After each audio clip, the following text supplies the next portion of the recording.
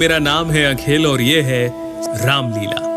माना जाता है कि आदि कवि वाल्मीकि जी ही इस कलयुग में गोस्वामी तुलसीदास जी के रूप में जन्मे और उन्होंने मानव जाति के उद्धार के लिए संवत 1631 में रामचरितमानस की कथा का आरंभ किया।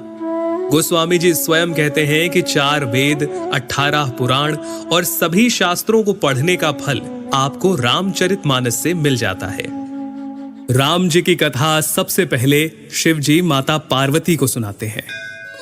रामचरितमानस के बालकांड में आपको बहुत सारी कथाएं मिल जाएंगी, जैसे सती माता का भ्रम और उनके द्वारा राम जी की परीक्षा, शिव जी द्वारा सती माता का त्यागा जाना, सती माता का दक्ष यज्ञ में जाना और पति के अपमान से दुखी होकर योगाग्नि से देह त्यागना, और फिर पार्वती जी का जन्म और शिव विवाह।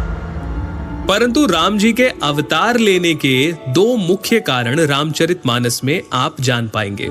पहला, मनु और शत्रुपा का 10,000 वर्षों तक का कठिन तप, जहां वो प्रभु से कहते हैं कि हमें आप जैसा पुत्र प्राप्त हो, जिसके उत्तर में करुणा निधान भगवान कहते हैं, ऐसा ही हो हे राजन, मैं अपना समान कहां जाकर खोजूं? अतः स्वयं ही आकर तुम्हारा पुत्र बनूंगा। और दूसरा कारण नारद मुनि का भगवान विष्णु को दिया गया श्राप। तुमने मुझे ठगा है, अतः अपने किए का फल अवश्य पाओगे। तुमने हमारा रूप बंदर सा बना दिया, अब बंदर ही तुम्हारी सहायता करेंगे। तुमने मेरा बड़ा आहित किया है, इसीलिए तुम्हें भी स्त्री वियोग में दुखोगे। एक ओर जहां राम जन्म की भूमिका बन रही थी, वहीं पुलत्स्य ऋषि के कुल में जन्म हुआ भाइयों समेत 10 सर और 20 भुजाओं वाले प्रचंड पराक्रमी रावण और उसके भाइयों ने ब्रह्मा जी की तपस्या कर उनसे वरदान मांगा।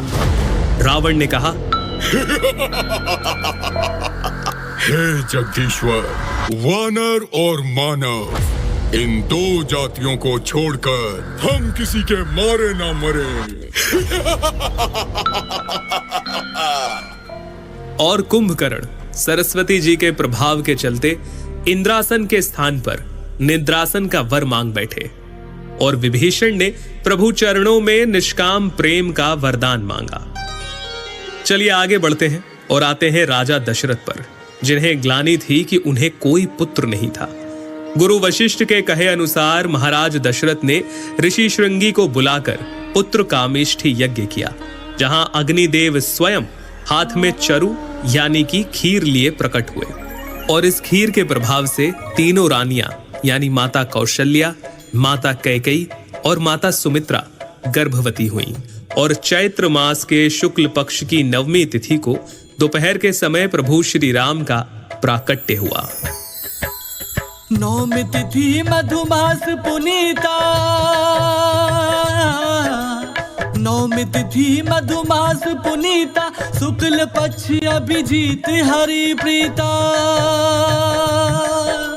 मध्य दिवस अति शीत न घामा, पावन काल लोक विश्रामा। राम सिया राम बोलो, राम सिया राम बोलो, राम सिया राम बोलो राम। इसके आगे क्या क्या हुआ, प्रभु ने क्या क्या लीलाएं की, हम आपको जरूर बताएंगे। बालकांड